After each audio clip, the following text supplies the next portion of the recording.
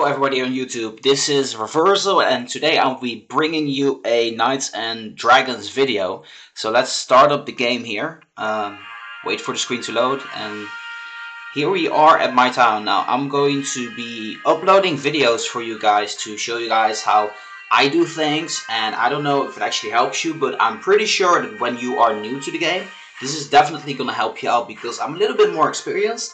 I used to have an account that's like level 59 and I played this for 2 weeks, but I'm pretty much well informed thanks to the forum and everything that's going on around it. Now, as you see my town, if you're a new player, you're probably shocked by the amount of fountains that I'm having.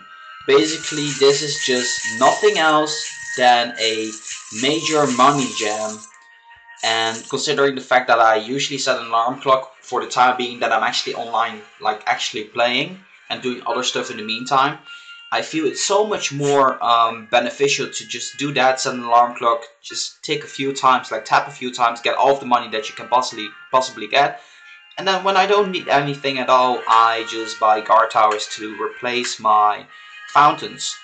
That's pretty much all I have to say about that. This is the easiest and fastest way for you to gain money. You'll be getting about 900 gold, I believe, each hour from each fountain. Now, currently I have 17 fountains. That means that's going to be around 1.5k every single time I'm getting money. I think each hour it's up to like 15,000 gold that I'll be getting. So that's very easy to actually do in the beginning.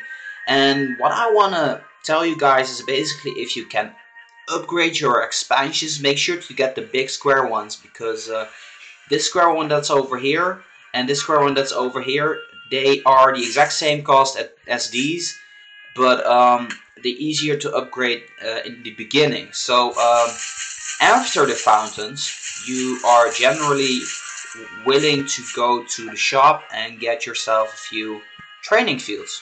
Now the training fields, they give you about 1.2k if they're level 2, but the big difference between fountains and the training fields is that they generate a little bit less than the fountains, but they also generate overnight, since it takes you about like half a day before the training fields are actually full. So that allows you to actually I just love the sound, so that's why I'm doing this.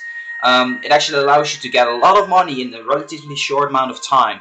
And the next upgrade, the 500,000 one, I actually would just skip that until later on, until everything is upgraded until a level 2 training field. You're going to notice that there are going to be a few jump cuts here and there. Each time there's like 3 minutes. That's because I'm using recording software that allows me to record like up to 3 minutes. I might consider like upgrading that later on to a full version that costs a little bit of money, but as of now, I'm just going to do it with this. It shouldn't really bother you all that much. I pretty much got everything written down which I want to talk to you guys about. So that's the first. I'm basically, in these videos, I'm just going to talk about the basic fundamentals for when you're a new player, and later on I will be showing you my progress, like things that are new towards the game. But first of all, let's start with the basics. Now, what I generally do is I always follow the quest line, like each and every single quest I try to achieve, because they're going to give you gems. Now, gems is a nice thing to have, and people are probably very tempted to get one of Dark Prince chests, which is okay, but I feel in the time frame that I've been playing this game that it's definitely not worth it to get this unless you spend a major amount of gems, which actually cost you money, and a lot of people are not really all that fun to use money. There's actually better ways to use your gems. Now, next thing I want to talk to you guys about is another quest. I need to look it up for you guys. It's called Time to Win. How do you get a 20 win streak in the arena? Now, soon my alarm clock will go off, and that basically has everything to do with my streak ending. As you can see, the maximum energy you can have is only 5. And each 25 minutes, it will refresh over time. So you get 1 more energy every 25 minutes. This way, you actually be capable of getting the 6 wins achievement and the 9 wins achievement, which is going to gradually boost your winnings in the arena. I mean, the points that you're gaining. So I always set it for like 9 minutes because the streak is like 10 minutes, and if there's like a time frame of lag or something, or a battle taking very long, it allows me to have some error there. So in 3 seconds my alarm's gonna go off. There you go. And in the beginning, when you start off the game, every single enemy is just weak. It's very, very easy to beat all of them. It just takes me about 1 or 2 hits to each enemy, and this way I just got another 132 bonus. If you actually follow this way and you're online daily for at least 4 hours a day, you'll be capable to get up to, well, let's say the 36k mark. And 36k brings you generally around, I don't know, somewhere around where, sorry about the jump cut there. So what you need to take into consideration that first of all, you're going to get win gems each week in the arena for obtaining a ribbon, which is usually about 10 gems. Then the next thing is that with the tiers at 6.5k, 10.5 and 16k, you're going to get like 20 gems in total as well. So that's 30 gems just off the arena each week. So that's just easy gems for you. Now, what are you going to do with those gems? Now, usually, what I do with my gems is I just get my training fields up to the 3rd level. That's the first thing that I'm gonna do with the gems, because the armors you're going to get that anyway, and they're relatively easy to obtain. Let's have a look here at Glacius. Now, Glacius is the new world boss, so to speak. Now, if you're capable of getting to the 15th level, you are going to be capable of crafting a new armor. Now, that's very easy because, first of all, there's an easy way to do this. And I did this myself. You see, I'm currently level 18. And here's what I did. I went to the leaderboard, basically. I went to the leaderboard and I went to the top. Check every single one's profile and just add them to friends. I also did this on the arena because sometimes when you do this at Glacius, you're not going to be capable of scrolling down much further because it stops. Like here it stops at 30. I don't know why it does that, but when I go back sometimes it will go further and then sometimes it just stops again. So you need to be lucky to get down to 100 people. Usually these are where the great damage dealers are, but if you're not capable of getting to that, there's always the arena leaderboards.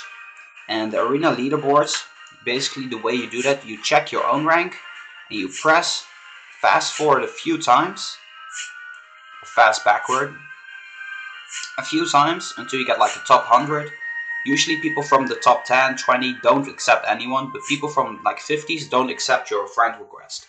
So they will be accepting it. And the result of that is that currently I'm having 32 friends.